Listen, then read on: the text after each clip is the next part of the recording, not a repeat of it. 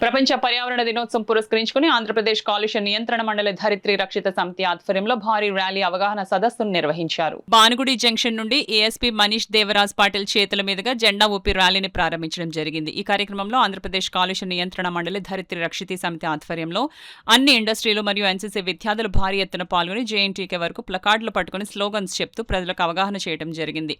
తదుపరి JNTK alumni hall నందు అవగాహన సమావేశం ఏర్పాటు చేసి పర్యావరణంపై వక్తలు తమ అమూల్యమైన సూచనలు చేశారు. ముందుగా ధరిత్రి రక్షిత సమితి కార్యదర్శి కొమరిశెట్టి నరసింహారావు సమావేశంకు స్వాగతం పలికి సమితి సభ్యులు సోహన్ కు కార్యక్రమం నడిపించమని ఇవ్వడం జరిగింది. తదుపరి కాలుష్య నియంత్రణ మండలి ఈఈ సూర్యకళని ధరిత్రి రక్షిత సమితి అధ్యక్షురాలు సురేఖ, వక్తలు కె మృత్యుంజయరావు, అలపాటి శ్రీనివాసరావు, వై నాగేంద్ర కుమార్ వేదిక మీదకు ఆహ్వానించడం జరిగింది. సోహన్ క్విజ్ పెడుతూ అందరినీ ప్రశ్నలు అడుగుతూ ఆద్యంతం కార్యక్రమం నిర్వహించడం, నాగేంద్ర కుమార్ మాట్లాడుతూ ప్రజలు బాధ్యత తీసుకుని పొల్యూషన్ అరికట్టడంలో ఎవరికి వారు కృషి చేయాలని చెప్పడం, మృత్యుంజయరావు మాట్లాడుతూ పలు సూచనలు చేస్తూ సమాజం పట్ల ప్రకృతి పట్ల మానవాళి బాధ్యతను గుర్తు చేశారు. ఆలపాటి శ్రీనివాసరావు మాట్లాడుతూ నదుల కాలుష్యం కాకుండా మాడాడవుల వల్ల లాభాలు, మానవాళి చేయవలసిన మంచి పనులు వివరించారు.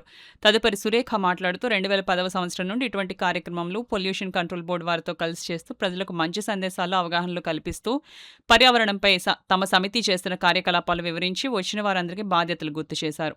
తదుపరి విద్యార్థులకు నిర్వహించిన పోటీల్లో ప్రథమ, ద్వితీయ బహుమతులు అందజేయడం, వివిధ రకాల మొక్కలు పంపిణీ చేయడం, ధరిత్రి రక్షిత సమితి ఆధ్వర్యంలో ప్రశ్నలకు జవాబులు చెప్పిన వారికి గుడ్డ సంచులు, మొక్కలు, సర్టిఫికెట్లు ఇవ్వడం జరిగింది.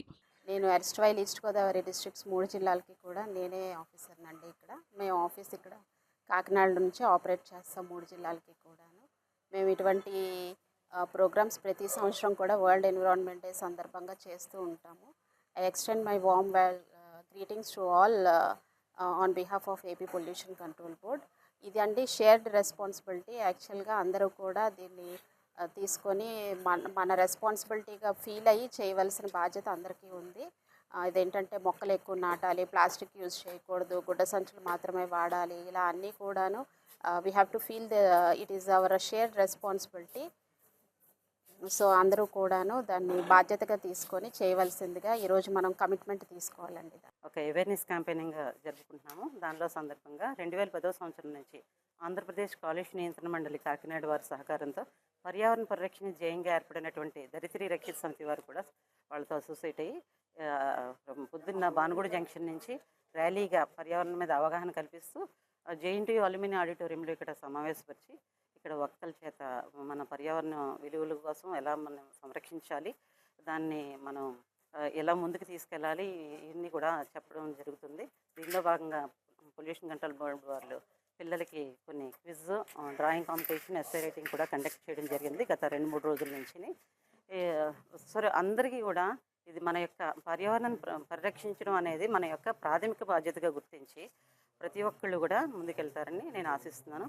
అదేవిధంగా మనకి భూమికి మన అవసరం లేదండి, మన అవసరమే మనకే భూమి అవసరం ఉంది. ఏ జీవి కూడా లా ఆఫ్ నేచర్ని బ్రేక్ చేయట్లేదు. మనం ప్రతి ఒక్కళ్ళు కూడా ఇది గుర్తించి మనం ముందుకు సాగాలని ఈ సందర్భంగా కోరుతున్నాను. నా పేరు సురేఖ, ధరిత్రి రక్షిత సమితి అధ్యక్షురాలు.